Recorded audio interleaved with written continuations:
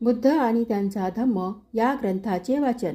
चतुर्थ खंड भाग दुसरा. अहिंसा. अहिंसेचे भिन्न अर्थ आणि आचरण. अहिंसा म्हणजे जीवहिंसा न करणे हा बुद्धाच्या शिकवणुकीचा अत्यंत महत्त्वाचा भाग आहे. करुणा आणि मंगलमैत्री या दोहोशी अहिंसेचा जिव्हाळ्याचा संबंध आहे.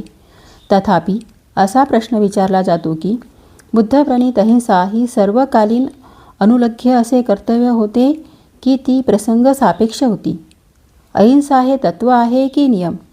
जे लोक तथागत बुद्धांची शिकवणूक मानतात त्यांना तिला सर्वकालीन अनुलग्य असे बंधन मानणे कठीण जाते.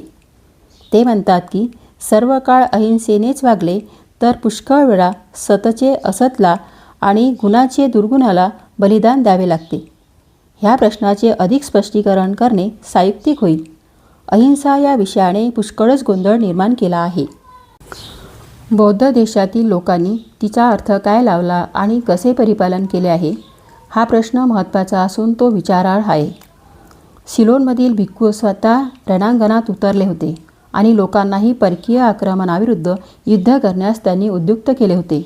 उलटपक्षी ब्रह्मदेशातील भिक्खूंनी परकीय आक्रमणाविरुद्ध स्वतः शस्त्र धरले नाही आणि लोकांनाही शस्त्र न धरण्याचा उपदेश केला. ब्राह्मणी लोक अंडी खातात पण मासे खात नाहीत. अशा रीतीने दोन भिन्न देशात अहिंसेचा वेगळा अर्थ लावून तिचे परिपालनही वेगळ्या रीतीने केलेले दिसते. अलीकडे जर्मन बौद्ध मंडळाने एका ठरावाने पंचशिलेतील अहिंसा सोडून 4 शिले मान्य केली आहेत. अहिंसेच्या सिद्धांताबाबत अशी वस्तुस्थिती आहे. अहिंसेचा खरा अर्थ. अहिंसेचा अर्थ काय? तथागत बुद्धांनी अहिंसेची व्याख्या कोठेच दिलेली नाही. वस्तुतः अहिंसेचा निश्चित शब्दात तथागत क्वचितच उल्लेख करतात. म्हणून प्रासंगिक पुराव्याच्या आधाराने अहिंसेचा उपदेश करण्यात तथागतांचा काय उद्देश होता याचा शोध घेतला पाहिजे. यावरील प्रासंगिक पुरावा म्हणजे कोणी अन्नदान स्वीकारण्याच्या वेळेस म्हणून मांस देऊ केले तर ते ग्रहण करण्याला बुद्धांचा विरोध नव्हता. ज्या प्राण्यांची हत्या करण्यात भाग घेतला नाही त्या प्राण्यांचे मांस ग्रहण करण्याला भिक्खूंना प्रतिबंध नव्हता. अन्नदान म्हणून दिलेले मांस भिक्खूने खाऊ नये या देवदत्ताच्या आग्रहाला बुद्धांचा विरोध होता. दुसरा यासंबंधीचा पुरावा म्हणजे यज्ञात प्राण्याचा बळी देऊ नये याला तथागतांचा विरोध होता आणि असे तथागतांनी म्हटलेले आहे. अहिंसा परमो धर्म हा आत्यंतिक टोकाचा सिद्धांत जैन धर्मात आहे, बौद्ध धर्मात नाही. दुसरा एक अधिक प्रत्यक्ष आणि प्रासंगिक पुरावा आहे आणि त्यात बुद्धाने जवळजवळ अहिंसेची व्याख्याच केली आहे. त्यात तथागत म्हणतात सर्वांवर मंगल मैत्री करा. म्हणजेच तुम्हाला कोणाचीही हत्या करण्याची इच्छा होणार नाही. अहिंसेच्या तत्वाचे हे नकारार्थी स्पष्टीकरण नसून स्वीकारात्मक स्पष्टीकरण आहे. असे दिसते की ह्यावरून बुद्धाचा अहिंसेचा सिद्धांत हत्या करू नका असे सांगण्याऐवजी सर्वांवर मंगल मैत्री करा असे सांगणारा होता. वरील विधानावरून बुद्धांना अहिंसेचा कोणता अर्थ अभिप्रेत होता हे सहज समजून येईल.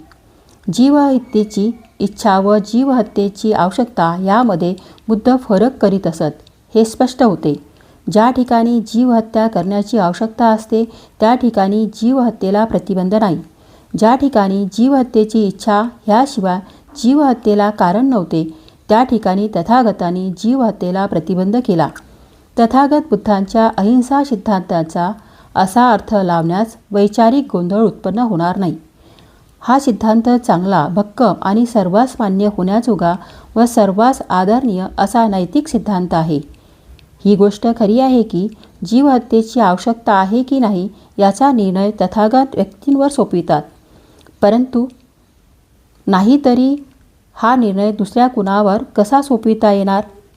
माणसाच्या अंगी प्रज्ञा म्हणजे शहाणपण असते आणि त्याने तिचा उपयोग केला पाहिजे. जीवहत्येची आवश्यकता वा अनावश्यकता यामध्ये व्यवच्छेदक रेषा नीतिमान माणसाला ओढता येते एवढा विश्वास त्याच्यावर ठेवला पाहिजे.